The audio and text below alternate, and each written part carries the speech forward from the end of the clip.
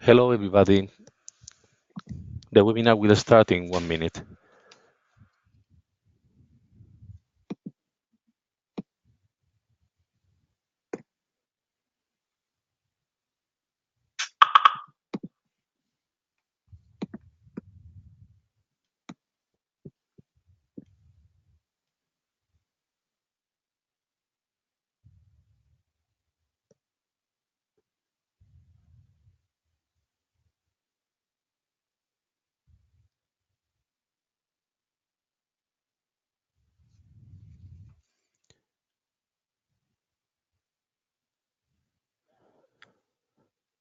So hello, everybody again.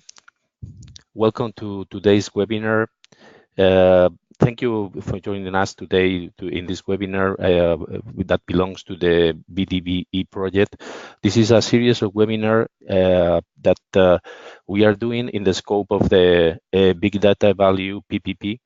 So this project, BDVe, is supporting this PPP, and one of the activities that we are doing is precisely trying to share some knowledge between different stakeholders and projects that belongs to the PPP, but beyond as well. So we don't. Our goal is not only to serve the PPP and support the PPP, but also to support the other stakeholders that are interested in big data and artificial intelligence. So allow me to, before starting the webinar, allow me to say a few words about this webinar track that we are doing in BDV. And in principle, we are doing a webinar each month, and we are trying to do it on the Tuesday, either the first or the second Tuesday for each month, at the same time, at this time at 12 set, in order to be able for all of you to know exactly when this webinar will take place. And we have a couple of tracks in this webinar series. One is more technical oriented, mostly showcasing results from different projects of the PPP, but also business oriented. So we will dive into different domains, different aspects from the business perspective of the use of big data in those domains. And of course, we are also trying to tackle some cross-cutting issues, hot topics, etc., in order to somehow provide this value that we expect from big data in all the industries and stakeholders. And precisely today, we have the possibility of attending to one of the webinars that is more cross-cutting issue between different projects, as you will see later. So this is the main page of the BDVA. It's in the BDVA website and is related to the webinars. In this page, you will find not only the new webinars that are announced and the way to the links to the registration to the webinars, but also the previous ones where you can find slides or the videos that will be directed to YouTube in order to see if you didn't have the possibility to join or you want to see it again, the particular webinar that we did in the past. So basically, I would like to take this opportunity to announce the next webinar for next month. It will be the first in 2019, and it will be in January 15 at the same time and today. And it's showcasing the results of the Transforming Transport project, which is one of the lighthouse projects, the big projects into this big data value PPP. And we will dive into transport and logistic domains, mostly from the business perspective, although we will give some lessons learned and some hints related to the technical aspects of applying big data to these domains. And there will be others in the coming months that will be announced during the next month webinar. So you have here the links to the PPP and to the PPP webinar page, and also to the Twitter account and the LinkedIn, where we also provide information about these webinars and more interesting resources for you if you're interested in big data and artificial intelligence. Some housekeeping issues or hints before starting the webinar. This webinar is intended to last a maximum of 1 hour. At the end, you will have the possibility of or asking questions. Not really at the end, you can ask questions in the chat, because I will be collecting the questions, and then I will ask the presenter to ask as much questions as possible within this time frame that we have. If some questions remain unanswered, we will try to collect them as well and answer them, and provide a link in the webinar page in order for you to see the answers. A couple of more things. We are going to have a brief survey at the end of the webinar. Just a couple of questions for you to tell us and give us some feedback about what you think about the webinar, if it was interesting for you. This will help us to improve for future big webinars, and also a poll at the beginning of the webinar, that in fact this is a couple of questions that I'm going to make to you in order to understand the type of audience that we have today connected to the webinar. This will help especially our presenters to tune somehow the message to the specific audience.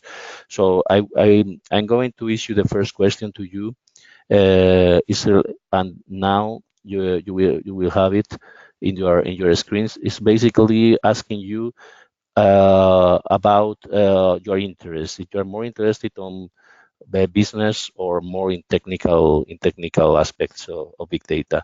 So I keeping this open for a few seconds, and at the end I will tell you more or less the percentage of people that are interested in each of the aspects.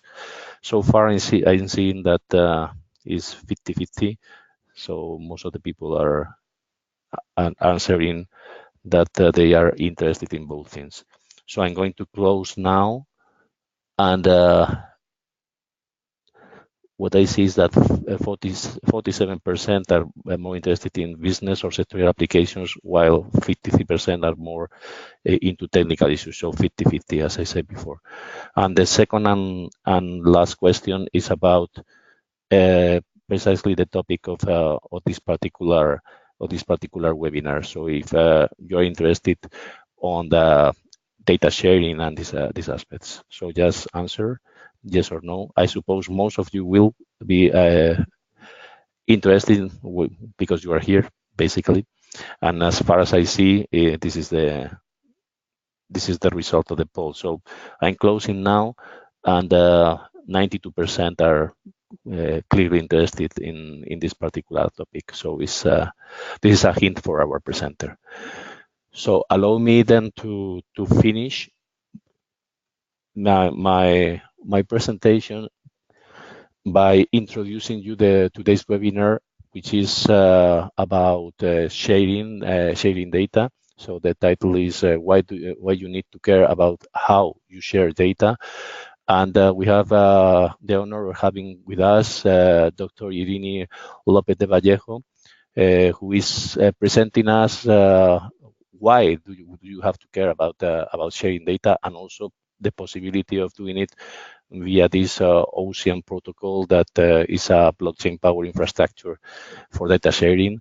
And without more delay, I'm going to hand over the presentation to Irini.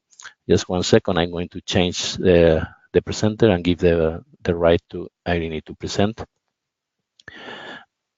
and also giving the audio control to Irini. So you have now your floor is yours, Irini. Thank you very much, Thomas. Can you hear me okay now? Yes. Okay, good. So let's pray. Apparently, my internet connection is not as good as it should. So let's hope that it stays for the 45 minutes we're going to spend together. My name is Irene López de Vallejo, and I work for Ocean Protocol Foundation. Ocean Protocol is a decentralized protocol and network for data sharing. And I'm going to introduce you to the technology, the architecture, mission, and vision, and why are we doing this, and why should we care about how we share our data, and how this is actually good for our organizations and for our research institutions. I would like to start with some reflections on the convergence of technologies. And then I've got a couple of slides on the convergence of technologies. It's something that everybody that is in this webinar, I'm pretty sure has witnessed, because he spent a couple of decades or less or more working on these technologies, and we all have seen how all these technology trends have come to be realized, and how we are at the minute in an inflection point that is bringing all these technologies together in ways that reinforce each other, and are provoking some changes that have direct impact on our economic and social structures, in the way we do business. It's very powerful, the combination of these technologies, when they actually come together. There is another way of looking at this, convergence, yes, but in the context of the web evolution. So if Web 1 was created and invented to share information, and Web 2 took us to the next level by helping us interact with each other in ways that were not possible before, the social media era.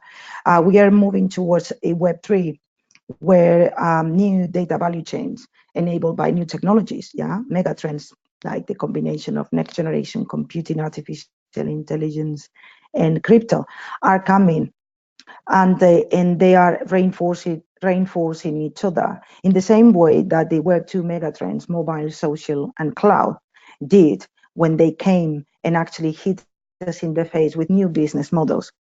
The promise of the Web 2 hasn't been realized. It was supposed to be control for the user, and more of social experience, interactive experience, and it turned out sour and difficult for ourselves as individuals. Massive privacy leaks, the lack of control of our personal data, and concentration of power in a number of very large organizations that have access to both data from millions of users globally on different patterns and trends of the way they actually live and work and shop. And that has created an asymmetry in the internet world that we are hoping the Web3 actually can counteract and break. In this context of convergence, we look at three main trends. It's how actually production technologies bring an amount of data that has never seen before. And we are talking about the Internet of Things here, next generation computing, and how all this data can be managed by new technologies like distributed ledger technologies, blockchain, etc., that help us on the management and securing of this incredible amount of data available real time and non-real time, and how this data availability, theoretical data availability, is going to feed the next generation AI. So all that is very well, and that is the context for the talk today. So we are in a new data economy that is emerging, but the reality of this is that while data is growing exponentially, only a very small amount of it is analyzed and shared. And by share, I don't mean open it up for everybody to use, or is the access to the data. So data cannot be actually looked into or used, activated. And the fact is that AI really needs data. It's starving for data, and it needs data to further and to progress and to develop itself. And this has been proven again and again, and there is more evidence coming every day. There was a couple of weeks ago, I think, an article that published in the States that said that while Uber had improved their algorithms by 120% or around autonomous vehicles. Google had improved theirs by a 600%. Yeah, that's data that is out there, and this is ridiculous. It's only a few organizations are actually benefiting from AI developments and using them for the products. And this disconnect between the research and the work around AI and the data that is kept in silos in different organizations, it is a problem in the data sharing space. If we want to actually develop better AI, what we need to do is bring data and AI expertise closer together, because the organizations that are actually monetizing and creating knowledge and value and activating the data are just a few. So in the big picture, what Ocean Protocol is trying to solve, and the team what is trying to solve, is the problem of data availability. Yeah, making data more available, but particularly for the development of AI, the furthering of AI. So we talk about democratizing access to data to democratize the development of AI.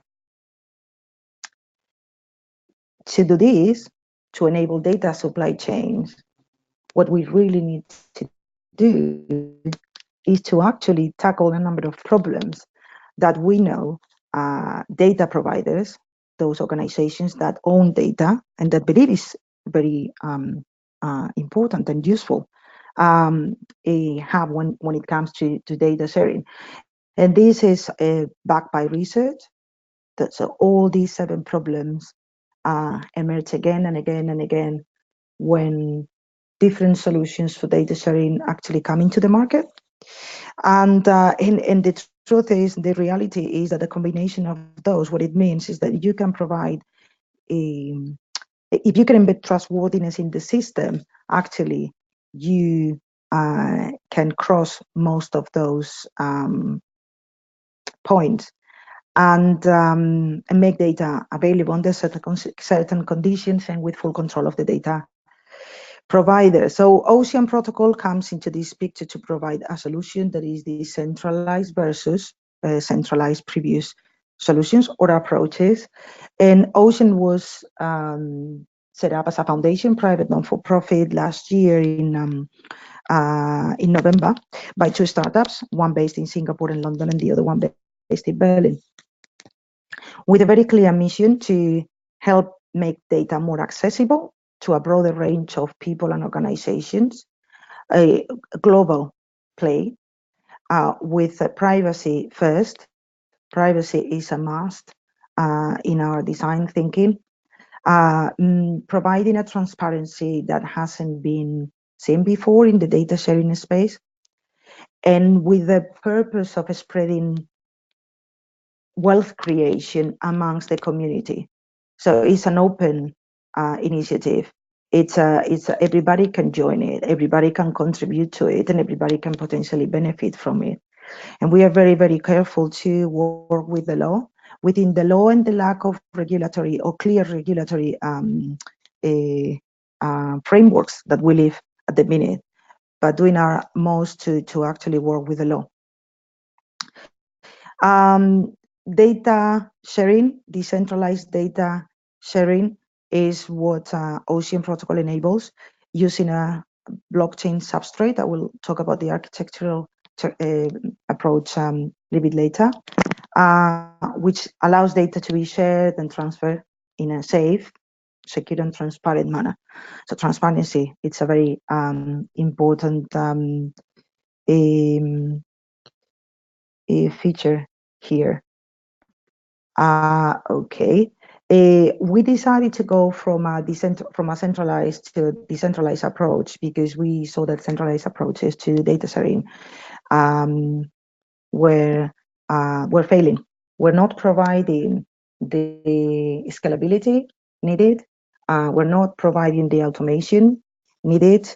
We're not useful to the problem of pricing data or creating value on top of commons data, open data and the like for the public good. Very difficult to track and audit. very difficult to provide that complex transparency or complex provenance that is needed to actually understand the life cycle of data. And the decentralized approaches, or decentralized approach, the one we are taking, it actually provides cryptographic proof of contracts and legal arrangements. And it allows to create also an ecosystem and provide incentives to different parts of the ecosystem. That is something that in traditional data exchanges, it was not possible. The ecosystem that we envision, we are building, and we are aiming to attract to the protocol to participate, have different type of roles. So if you can see this slide, at the center we have the keepers network and the verifiers network. So that is the basic level at the blockchain, on the blockchain substrate. Those are the people that actually maintain the cryptographic aspects of the network. And around that, we have potentially a number of marketplaces that will have a specific economic focus, and groups, interest groups, what we call tribes, that self-organize around specific problems and will attract data to solve those problems. In a network or a constellation of service providers that will provide storage, computing, different types of service, and new actually services that are still not possible and that are enabled by this ecosystem. We also have the data providers, the publishers of data, the consumers of data, particularly interested in working with the data science community and the AI community globally, because this caters directly to the needs, to the most immediate needs. There are other roles like curators, very important to assess the quality of the data, and the referrers, the people that keep referring the opportunities across the ecosystem, plus outside the regulators and the general public that are the framework within which this ecosystem needs to operate. This is a decentralized ecosystem, no central, say, power or authority. The protocol foundation, it's there to keep the governance, assure that governance is there and all parties actually understand what it means. It's an environment for value exchange and value creation, and it's an open environment where everybody can actually participate. The token is the tool that actually provides a number of functions. It's a vehicle for building trust in the ecosystem, in the exchanges. It is the means of value exchange and incentivization. So with a token, you can do the most prosaic things that are buying and selling data, but you can also provide services and get paid by it. You can access the network and develop new models and sell them. You can create new services and new business models and actually monetize on them.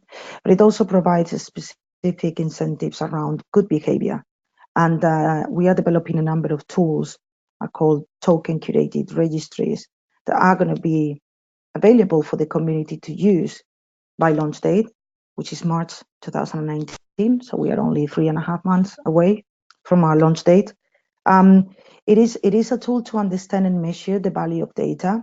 This might sound quite far-fetched and way hey, but it's actually that is the theory. So we are designing a network that can actually provide a tokenized environment and use the token to do that, to understand and measure the value of data. And it's also a part of the incentivization of the ecosystem growth, because tokens are something that they are different from, say, the more traditional shareholding models. If you have a token or you have a few tokens, you can actually start participating in a network that is yours. And that is actually very powerful to keep people engaged. Yeah. It's like when you have a credit card that gives you points that are translated into money at the end of the month, and how nice that feels, right? Or when you go to a supermarket and you get some points and then you can buy more cucumbers, right? So think about that when you think about the tokenized environments. What Ocean also provides to the data publishers, data providers, the owners of the data, whether those are organizations or individuals or organizations of different types, is granular control on what access they give to third parties, and what type of access you give a specific data set to different actors at different times. Yeah, so you can actually dial that, yeah, as a data provider, which is an interesting property of the protocol. There are specific benefits for data scientists, and I have 3 slides for that. This comes from a blog that was written by one of our founders a couple of weeks ago. It's kind of like very high level. So it provides like a bullet points type of, these are the tools, these are the data science environments. But actually it talks about 3 specific benefits that I wanted to share with you, the big data value community, because I know that there are data scientists in the crowd today, and there are people that actually makes decisions about data science and tools. So there are 3 things. So it's so the protocol gives you more data and the possibility to actually monetize on that data, but also provides a mechanism to actually prevent data escapes, and the possibility to send algorithms to the data, what is called on-premise compute, and that is actually an important feature that that the protocol provides for data scientists. The second aspect is crypto secure provenance in data and AI training. What does this mean? Is that the protocol actually extends the capabilities of transparency around the data sharing process, not only for the static data sharing, but also for dynamic data sharing and dynamic programs. So when AI comes into the picture, and this actually helps provide complex data provenance in the life cycle of the data. So I like to think of this as being able to visualize how my data is actually traveling around the world in the digital space through digital networks. And I can make sure that it's not only doing what it's supposed to be doing, but actually I can understand what are the patterns of use and develop new business models. On top of that, that takes me to the third point. There are more income opportunities for all the parties, for all the participants in the ecosystem, because there are opportunities for data service providers, cleaning, labeling, but there is also opportunities for curation and serving up data and services. The most exciting aspect here are that there are possibilities for new jobs and new services that the protocol is the perfect layer for experimentation with. I'm personally observing how people are starting to think when this goes live, the sort of things they can actually start experimenting with. And if you can think of mixing the visibility or the transparency around the provenance aspects of the data life cycle and the incentives that can be engineered. Yeah, let's not forget that this is a computing platform. New opportunities actually are there for those who have the imagination to make them happen. I'm going to talk a little bit about some use cases that we are doing, and I hope this helps illustrate some of the experiments that we are running before launch date. So this is an example of a data supply chain that we are doing with 3 countries, Singapore, Turkey, and Germany, in Ocean. And this is a research exercise. This puts together a hospital, actually 2 hospitals, and 3 research groups in 3 different parts of the world that are looking at Parkinson's disease prevention, identification of patterns, outbreaks on Parkinson disease diagnostics, and the whole kind of like the whole journey starts with user data from motion sensors that actually goes to the National Neuroscience Institute in Singapore. That is the organization that stores the data. So that's the data owner. And that data owner registers the data as an asset on Ocean. So registers the metadata and defines what the data is about and what is the use that it can be attached to it. Once the data is onboarded, the metadata is onboarded, the Ocean, it becomes discoverable to the ecosystem. That's when the data scientists actually find it and decide to actually buy access to it. Yeah, they send a request, they pull and load the data asset in the data science environment, the secure data science environment. The data scientists work their magic, produce some output, and that output is a different asset that is also discoverable on Ocean. This is a very simple uh, outline of how data can be actually traveling in Ocean and be made available for different countries at the same time.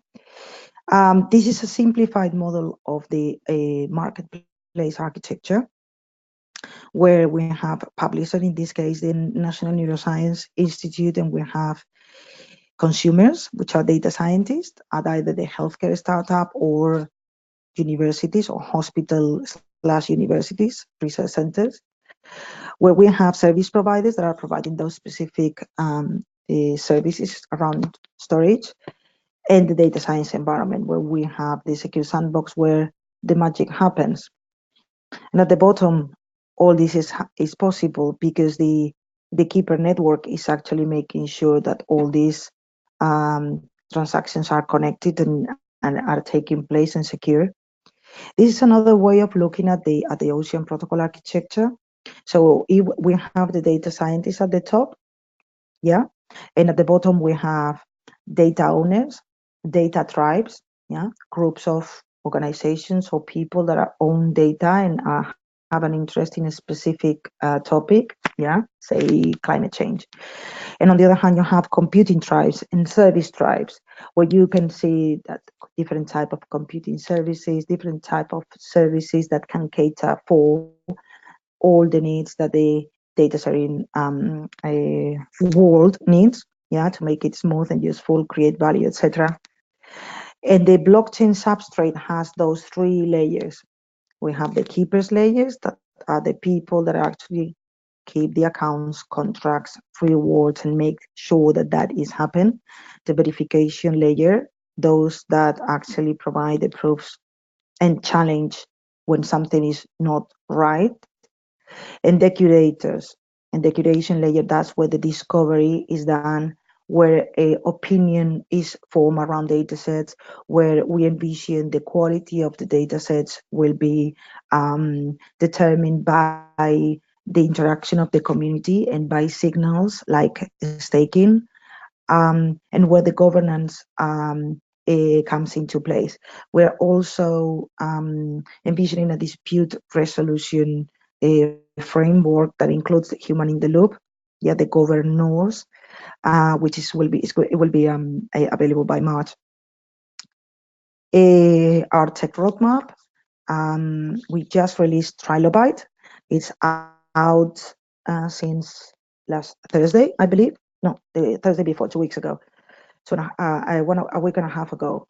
And we are now launching a number of roadshops across globally. So we had one in Berlin, Singapore, Hong Kong, I think it's Tokyo, somewhere else in the States. We have one in London next week. This is an important milestone for us because it brings out specific um, features that are actually for the data science community, and it brings initial curation mechanisms out there for the community to actually test and look at in a simple marketplace. So we can actually now we can offer the community a simple reference marketplace that they can start playing around with. Some use cases and that we are doing, and I'm going to talk about a couple of things here.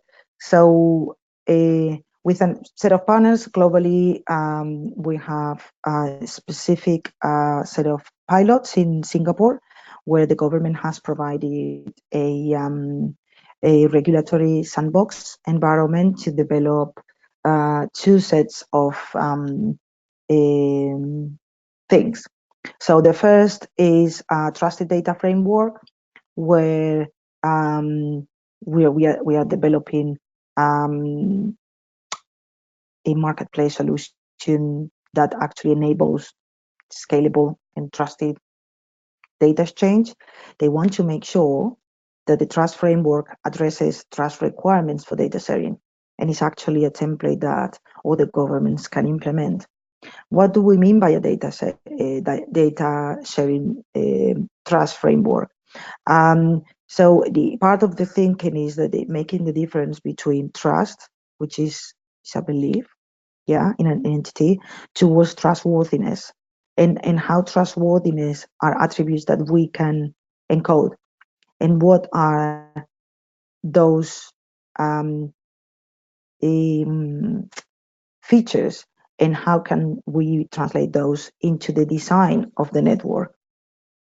In this picture, our corporate partners in Singapore are actually putting their, say, concerns, and putting this framework to the test. And the purpose or the objective of this trust framework, which we are going to offer open under an open license, is to actually bring together different parts of the ecosystem, and making them aware of the solutions and the mechanisms and the possibilities that the protocol offers to actually provide this trusted environment, and answer the specific questions, and provide the specific use cases and good practices. Some of the questions that the corporates are launching to us relate to those 7 issues that I mentioned before. Those are the things that companies are concerned about. So, what is the track record? What is the reputation of the parties that I'm actually working with? Can I trust them to share my data with? What are they going to do with it? But do I want to have control about that? What type of control do I have? How do I know that when I buy data, the value has been actually exchanged securely and fairly? What about compliance? Yeah, personal data. What is the type of control that I can have? Can I test it? Who is the original author of an asset? Can I see that? And what are the rights? And how are my assets protected from harm or unauthorized access? So all these questions are going into the design, and that is something we're working now with the IMDA in Singapore and PwC.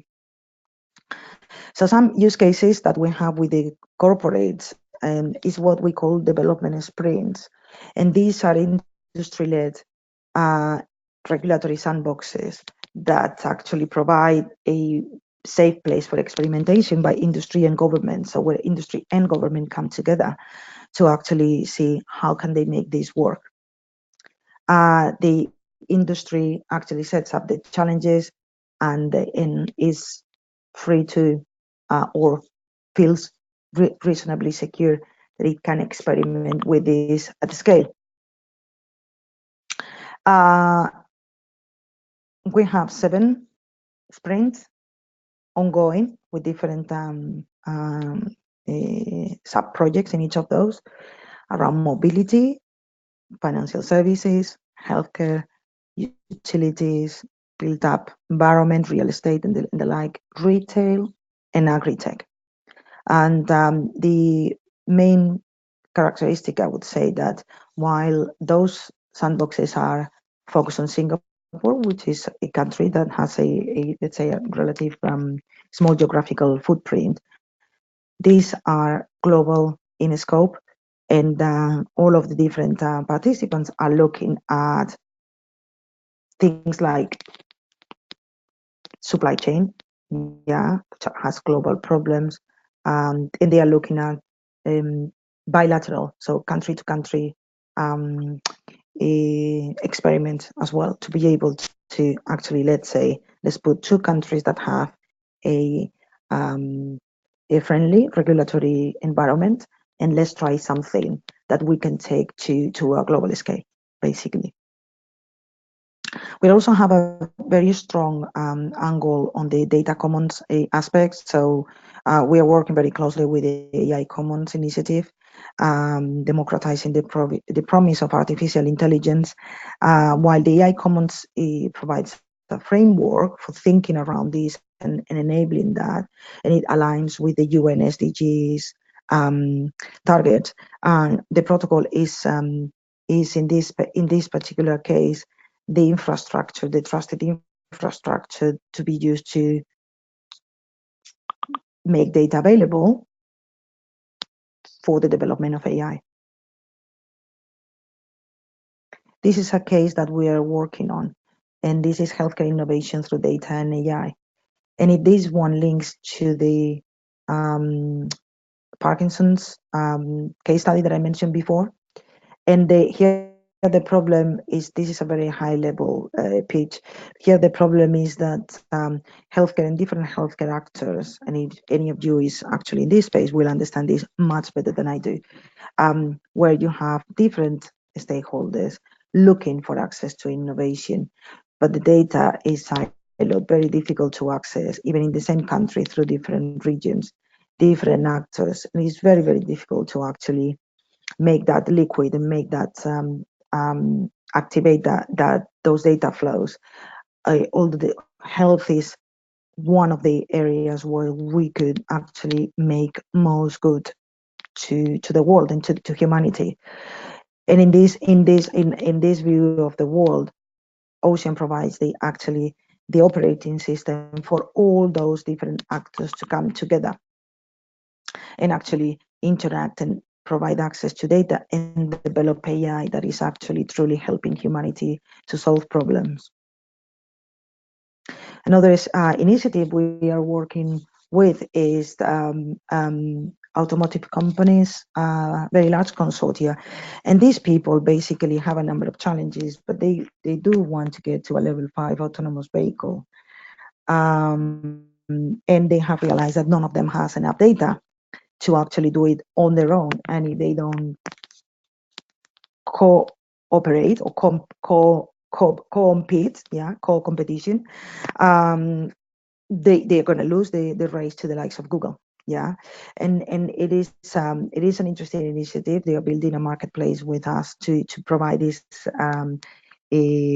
access to the data through on-premise computing, the model I mentioned before. Now, my friends, it's your turn. So how can you actually engage with Ocean Protocol? What are the type of things that you can do? You can actually go into the GitHub. All the code is open. You can have a look. You can tell your developers, your data scientists, guys, go do your due diligence. Are these guys legit? Is this good? Is this crap? Everything is open for the scrutiny, and actually we welcome contributions and suggestions. Guys, you're not looking into this. Can you please be an integrator for that, etc., etc. If that is something, if your suggestions are something that we cannot cope with, there are other ways to actually access to that. And I'll talk about the bounties later. We've also have a global ambassador program.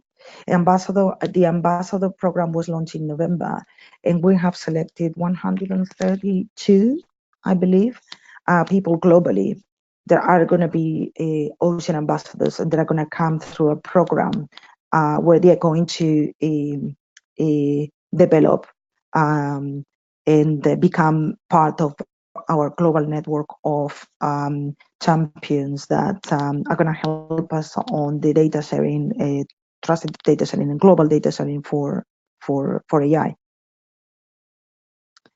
Bounties are programs that we have, and these are prizes. So we launch a bounty. I'll give you an example. So we have at the minute 8 live bounties. If you look at the first one, this is to develop a proof of concept for the smart contract upgradability with Zeppelin OS, whatever that means. Team, individual, group that wants to actually go for it applies, says we are going to do this and we're going to do it in this way.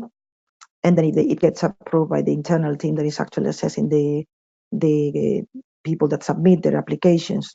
Yeah, they get assigned these oceans, and they have a timeline to actually develop this piece of tech. We also have an open bounty that is there open for those suggestions that I was mentioning before. So if you see something that you want to develop, an integration, a piece of tech, and it's something that the team, because we are around 40 people globally in terms of, and the people, we cannot do everything. You can suggest a bounty, and we will assess it and see if we can launch it. Yeah. We also have non-technical bounties. Non-technical bounties are a mixture of community engagement, ecosystem building, and innovation. And so far, we've only launched 6. 2 have been completed. These 4 are live. And these have to do with completing specific tasks that actually help the protocol ecosystem, or some testing and receiving some oceans as a reward. So please go there. It's on the Bounties Network. I'll send the links later, and you can actually, all of you can participate. Actually, we have to, there are links to the AI and data science community. It's either completing an interview or a written interview and winning some tokens in the process that you can that you can use to actually access the platform when it goes live in March, at the end of March, beginning of April. We have a blog where we publish every week new content, and that content, it can be of different types, but all the technical updates, all the thinking that and how it develops, it's published in our blog. It goes straight into Medium. It's the best source to actually understand where are we at, and who are the people that are actually leading on each say area of work. And because you've been so nice, if you've been listening to me for almost an hour, I'd like to give you some ocean tokens that you can actually use. So if you want to win those 200 ocean tokens, you please send an email to this raindrop@oceanprotocol.com only today and for the next 2 hours. Yeah, so only the emails that we have received in the next couple of hours, and especially for the BDVe community, actually, only those people will receive 200 ocean tokens that I hope you use in some interesting ways when we launch the protocol. Let's use blockchain to connect data and AI, as I've been talking about, to build a new data economy that actually unlocks data and value for all. Thank you very much. Any questions? Thank you, Irene. It was a very nice presentation. I think it clarifies many doubts of the people attending to the webinar. I have some questions that some people have been written in the chat during this time. Yeah. So if you don't mind, I will read it aloud for everybody, and then you can answer. Okay, there is one question from Laurent. Sure. He says that, well, hi Irene, this is really interesting. When I read the white paper, I struggled to understand how people using data, doing data cleaning, wrangling, will be able to monetize their contribution in the ecosystem. This will be the number one activity needed or happening by far in the network, and it's not really clear. It's more not really a question, but more a comment. It's more of a comment. Yeah, I Yeah. mean, I would say that is becoming clear in the actual testnet that is live. So I recommend, if you are interested in those specific angles, go to the release, to the testnet, and look for those capabilities. Understand them, test them, and if you have any feedback, contact the team through the GitHub. Yeah, all those comments are welcome. Those are essential activities and much needed, and those are going to be the blood life, yeah, of marketplaces. Every single organization is going to need help with that, yeah, if they don't have the internal capabilities to do that. And the process needs to be very, very smooth and very transparent. So please just go to the testnet, the new testnet, and play. Okay, there is a More second questions? question. Yeah, there's a second question from Angel, and he's asking if you have taken into consideration the new initiative on self-sovereign identity, like identity over blockchain, for instance, or the WCC protocols, DID, or verifiable credentials. It's a pretty technical question, I would say. Yeah, actually we yes, and we've just published a blog. I think it was last week. Today's Tuesday, right? I think it was um, either yesterday or Friday. Our head of research, Dimi De Jong, actually published a blog specifically on that and how are we working with the likes of Sovereign, yeah, and how Ocean actually provides that type of capability. What I can do is actually send those links afterwards when we finish the webinar to you, Thomas, to publish them Yep. on the yeah. Yeah, no problem. Yeah. All I think that all the materials will be published on the website, but we can also add some textual files just showing links and stuff like that. So thank you. There is another question from Juan, and it's about the GDPR. He said that GDPR established the right to be forgotten. How do you manage personal data and informed consent? Or maybe you assume that the data assets are anonymous. Um, PII data is something that our first release is not going to be able to deal with. Yeah. So by launch date, that is not going to be a capability that is going to be included in the launch. Yeah. So that we're going to do that on a further phase. Now, said that, the same blog piece of work that I was mentioning before, the one that I'm going to circulate later, probably throw some light on that topic because the provenance capabilities that the protocol actually provides can help with certain aspects of GDPR actual implementation. Okay, thank you. And there's another question from Srejas. He said that how much of your technology depend on the adoption of blockchain by public, and how do you feel you are pioneering in the blockchain technology? He said that something like magic happens. Can you elaborate on it? Okay, what was the last phrase?